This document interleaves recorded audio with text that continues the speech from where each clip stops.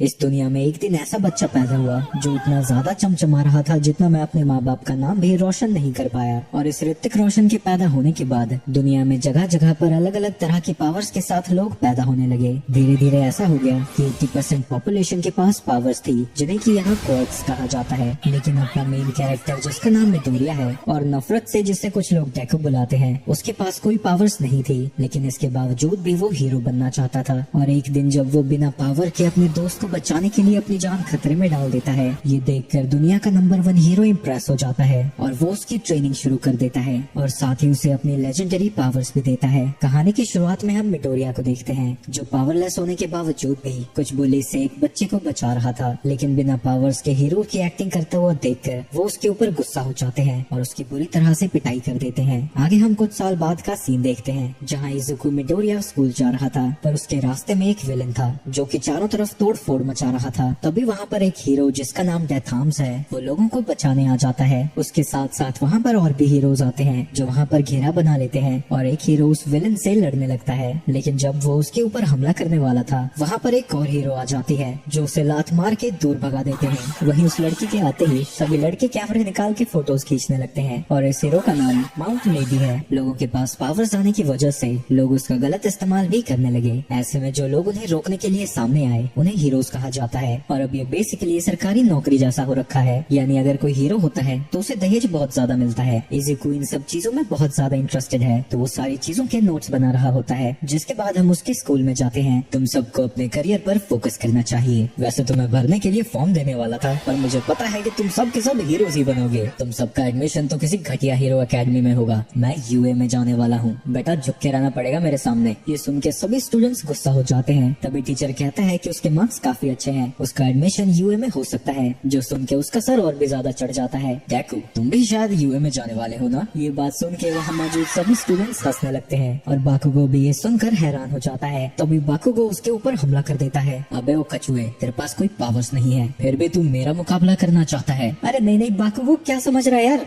मैं तो बस हीरो बनना चाहता हूँ, मैं भला तेरे रास्ते में क्यों आऊंगा? लेकिन वो सभी उससे कहते हैं कि वो कुछ नहीं कर सकता, बिना क्वर्क के कोई भी हीरो नहीं बन सकता। जब स्कूल खत्म हो जाता है, बाकुगो इज़ुको की नोटबुक लेता है जिसमें उसने सारे हीरोज के बारे में डिटेल्स लिखी थी। ये देखकर सभी लोग हंसने लगते हैं और बाकुगो उसकी सारी मेहनत को जला देता है। इस स्कूल से सिर्फ मैं ही हूँ जो यूए में एडमिशन लेने वाला है। मैं तुम्हें एक ही सलाह दूंगा, तुम्हें ऐसा करने की कोई जरूरत नहीं है, समझ रहे हो ना? और वो जाते जाते उससे कहता है कि अगर वो हीरो बनना चाहता है तो उसे मर जाना चाहिए और दुआ करनी चाहिए कि अगले जन्म में उसके पास कोई क्वर्क हो। ये सुन के इज़ुको और भी ज्यादा दुखी हो जाता है। इसके बाद वो बाहर आकर अपनी जली हुई नोटबुक उठाता है। इसके बाद हम इज़ुको के बचपन का सीन देखते हैं जो कि जापान के नंबर 1 हीरो ऑल माइट का बहुत बड़ा फैन है और उसने उसकी एक वीडियो 10,000 से भी ज्यादा बार देख रखी है। लेकिन इसमें जब भी वो ऑल माइट को स्माइल के साथ लोगों को बचाते हुए देखता है, उसका चेहरा खिल उठता है और वो सोचता है कि एक दिन वो ऑल माइट जैसा ही एक हीरो बनेगा। लेकिन जब वो डॉक्टर के पास जाते हैं, उसे पता लगता है कि उसके पास कोई क्वर्क नहीं है, जो सुन के उसे सदमा लगता है। रात को बहुत तेज बारिश हो रही थी और वो उसी वीडियो को देख रहा था। मॉम, ऑल माइट स्माइल करते हुए सभी लोगों को बचाते हैं, चाहे कितने भी मुश्किल हो, वो हर वक्त स्माइल करते रहते हैं। क्या मैं भी उनके जैसा बन पाऊंगा? क्या मैं भी हीरो बन सकता हूँ? अपने बेटे की ऐसी हालत देखकर उसकी माँ रोते हुए उसे गले लगा लेती है। आपने भी ये नहीं कहा माँ कि मैं हीरो बन सकता हूँ? चाहे कुछ भी हो जाए मैं हीरो बनकर रहूंगा। वो एक टनल से गुजर ही रहा था,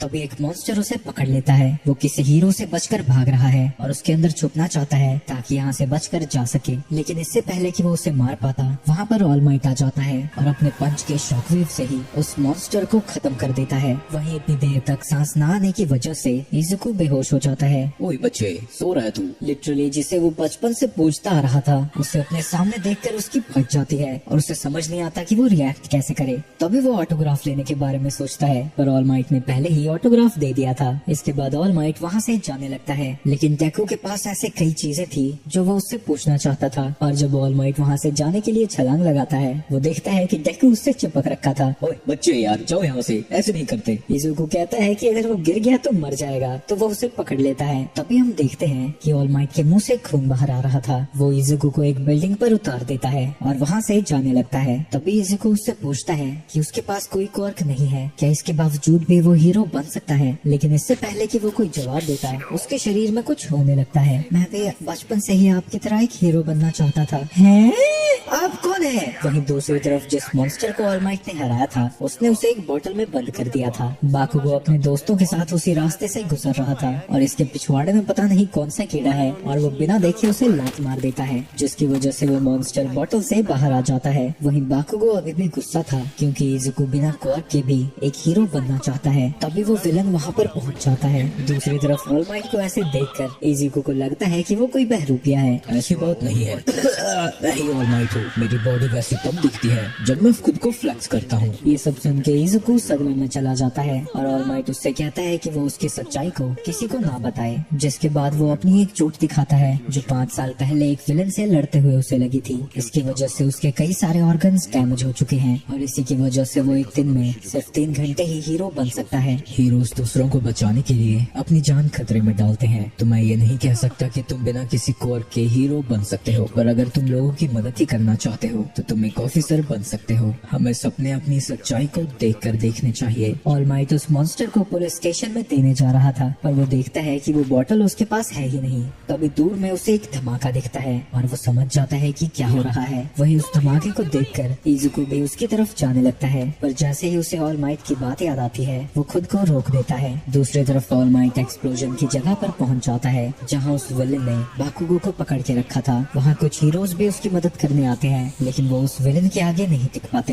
वो पहले तो उन्हें अपनी बॉडी का यूज करके पकड़ता है, फिर दूर उठा के फेंक देता है। तभी बाकुगो अपनी पावर्स का यूज करके खुद को उससे बचाने की कोशिश करने लगता है, लेकिन उन धमाकों से विलन का कुछ भी नहीं बिगड़ता और अब वो उसकी बॉडी पर कब्जा करना चाहता है ताकि वो उसकी ताकत को यूज कर सके। वहाँ माउंट लेडी भी आने लगती है, लेकिन उसके फिट होने के लिए वहाँ जगह नहीं थी, तो कामुई बाकुगो के दोस्तों को बचा लेता है और एक हीरो वहाँ की आग को बुझाने की कोशिश करने लगता है, लेकिन वहाँ की सिचुएशन बद से बदतर ही होती जा रही थी। वहाँ पर ऑल माइट भी पहुँच जाता है, लेकिन अब क्योंकि वो अपनी लिमिट पर था उसे समझ नहीं आता कि वो क्या करे। वहीं इजुको बिना सोचे समझे आगे चल रहा था और अब क्योंकि उसके फेवरेट हीरो ने भी ये कह दिया है कि बिना पावर्स के कोई हीरो नहीं बन सकता, तो वो अब काफी दुखी दिख रहा था। तभी वो रियलाइज करता है कि ना चाहते हुए भी वो उसी एक्सप्लोजन की जगह पर आ चुका है। तभी सामने वो उसी विलन को देखता है। ऑल माइट भी ट्रांसफॉर्म नहीं हो पा रहा था और इजुको इन सब चीजों के लिए खुद को जिम्मेदार ठहराता है, तो उससे ये सारी चीजें बर्दाश्त नहीं होती और वो उस मॉन्स्टर से बाकुगो को बचाने के लिए अकेला ही अंदर दौड़ जाता है। वो किसी तरह बाकुगो को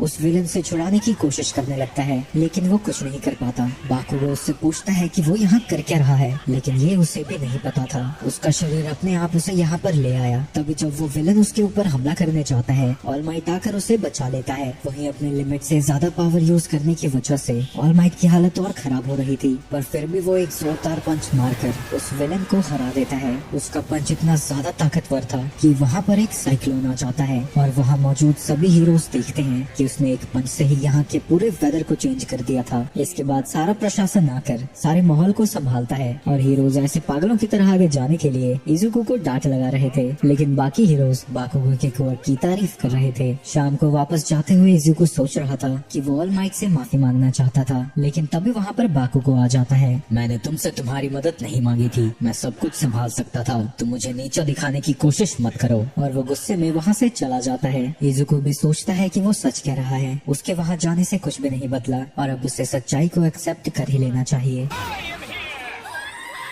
अभी तो आप रिपोर्टर्स के पास थे, इतनी जल्दी यहाँ कैसे आ गए? रिपोर्टर्स से बचना तो मेरे लिए आम बात है, तुम भूल गए मैं ऑल माइट हूँ।